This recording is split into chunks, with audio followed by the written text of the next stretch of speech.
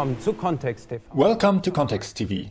For most economists and politicians, economic growth is essential to overcome all sorts of crises, reaching from unemployment to the debt crisis and global poverty. But since the Club of Rome report, The Limits to Growth, was published in 1972, there are serious doubts whether our economies can go on growing forever. Today, mankind is already consuming so many resources as if we would dispose of 1.5 planets. But there's only one planet, and on this Earth, forests, fishing grounds, glaciers, plant and animal species are degraded or destroyed at an unprecedented rate. The German Bundestag has convoked a commission to explore whether growth can be equated with prosperity.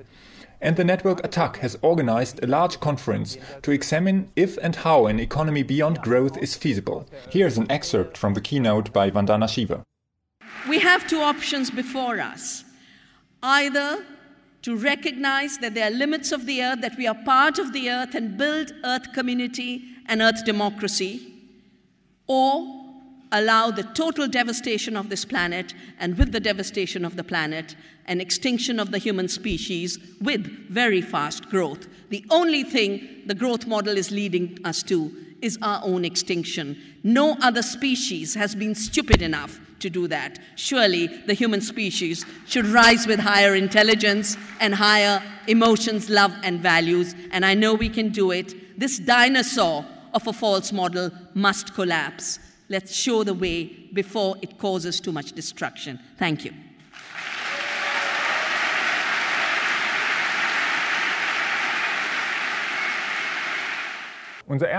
Our first guest is Tim Jackson. Jackson is Professor of Sustainable Development and Director of the Research Group on Lifestyles, Values and Environment at the University of Surrey. In April 2004, he was appointed as Economics Commissioner to the UK Sustainable Development Commission. He's author of the book Prosperity Without Growth.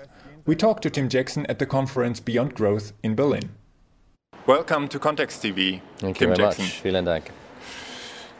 Explain first of all what's behind the term growth or economic growth.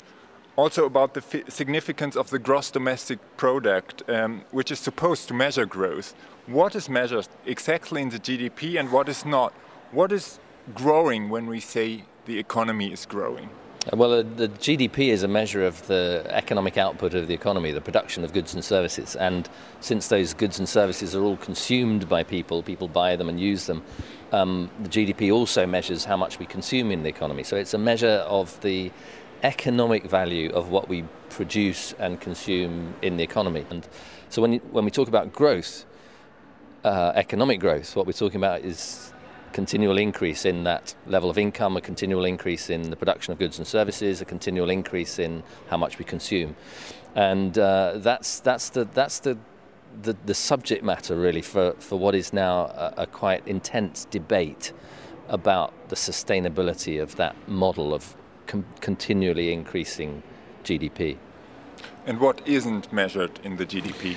Well, all sorts of things, really. I mean, you don't measure the pollution that you cause in the process of making those goods and services. You don't measure all the value that's in domestic labour, for example, people working outside the formal economy. You don't measure the quality of the goods. Although the GDP is supposed to be some measure of quality, it's largely based around measuring a quantity of throughput through the economy. You don't measure all the goods that you have to buy to defend yourself against all the harms that are produced because you're producing goods somewhere else in the economy. So you're defending these defensive expenditures.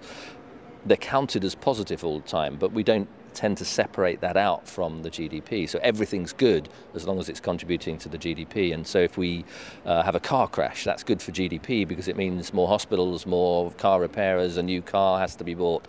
And the impact on people's lives is left out of the account. So it's a very blunt measure of, I suppose you could say briefly, busyness in the economy. But it's a very poor measure of quality, and particularly of quality of life. In 1972, the study Limits of Growth was published by the Club of Rome with a new version in 2004, predicting global breakdown until 2100. What did Donella and Dennis Meadow find out with their colleagues at the Massachusetts Institute of Technology? And how reliable are these data, and what are the conclusions you draw from this? Well, I'm glad that you mentioned that it was by 2100 that they predicted that collapse, because a lot of people think that it's by the end of the 2000s that they predicted collapse, and when we didn't see it, they began to say, those limits to growth people, they got it all wrong. But actually, the limits to growth work was the first serious attempt to put on the map the fact that we are building economic growth out of material resources, and we're doing it only really thanks to the environmental integrity of the systems around us, the climate, the water, the soil, and so on. And so what they did essentially was to say, well, these are the rates that we think the economy is going to expand. These are the available resources and the rates at which we think we might have to extract those resources. And that should tell us actually what's the point at which those resources will no longer be available because we've used them all up, or because we've dissipated them through the environment, or because we've degraded our environmental systems too much to keep growth going. And they predicted two paths, really. One was a path of continual exponential growth of material throughput leading to collapse. And then they predicted another path, which was a path of increasing efficiency and substitution towards natural cycles, which they believed could lead us towards a more sustainable economy. We haven't got to either of those places just yet. But what is remarkable is that the work that was done in 2004, and indeed earlier, there was an earlier paper in 2000, which statistically matched the predictions of the Meadows report, of the Limits to Growth report, with what had actually happened. In other words, they got it right. They got it incredibly accurately right through to the beginning of the 21st century. And that's the point at which we are now beginning to see exactly the kinds of resource issues that they predicted when they launched that report in 1972. So it was very foresightful. It was laying the grounds for an incredibly important discussion, and in particular a discussion about whether it's possible to decouple economic growth from the throughput of material resources. Because the one thing we know for sure is we can't keep material resources going beyond the capacity of the planet. Talk about the ecological limitations to growth with regard to climate change, with regard to biodiversity, soils and other resources. Well, in a way, this is about the physics of the system. You take stuff out of the ground and you turn it into products, you sell the products, you use them, and you throw them away again. So there's a huge throughput of materials. And in almost every area that you look, actually that throughput of materials is beyond anything that we see in nature. It's a scale of throughput that is damaging the environment and that's degrading the natural resources. Climate is one example of that. How does it happen? It happens by largely taking fossil fuels out of the earth, burning them and putting carbon dioxide into the atmosphere, which changes the concentration of carbon in the atmosphere and leads to climatic change. So that's probably the most high-profile environmental issue, ecological issue, and the best understanding of science is that we need to reduce our emissions of carbon dioxide by something like 80% within the next 40 years. So this is not a trivial thing to try and do, particularly in an economy that's addicted to fossil fuels. So it's a huge challenge, largely a technological challenge.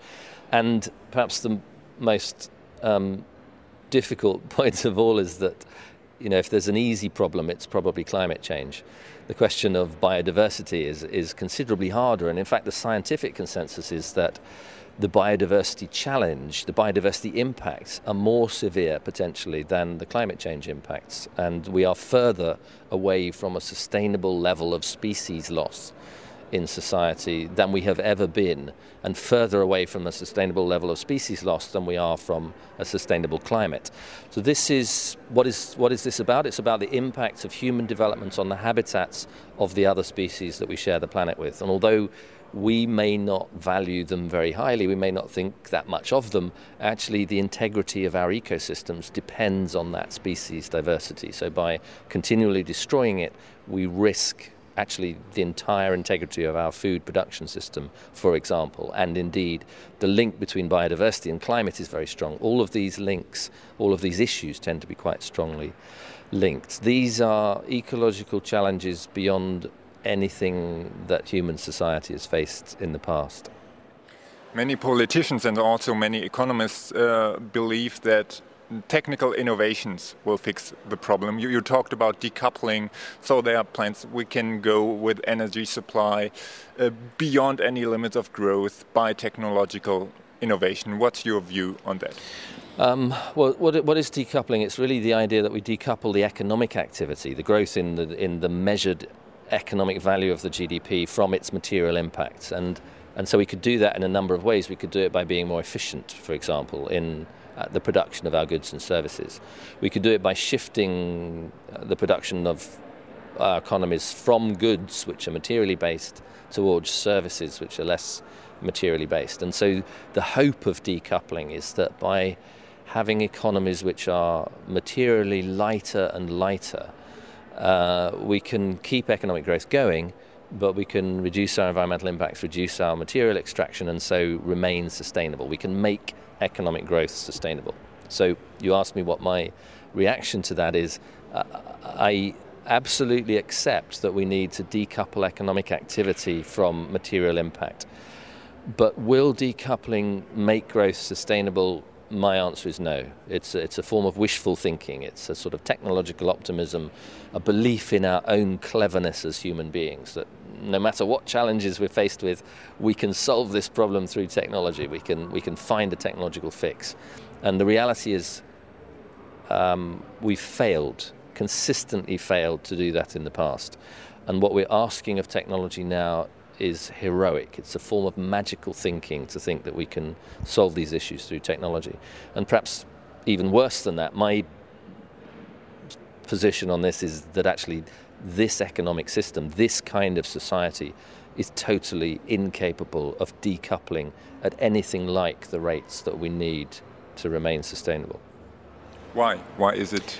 Because it's driven by very particular system dynamics. It's driven by the dynamics of growth. The growth-based system is not just an accounting measure. It's not just something appearing in the accounts as GDP. It's not just technology. It's about the organization of society. And societies are organized in ways that persist in growth.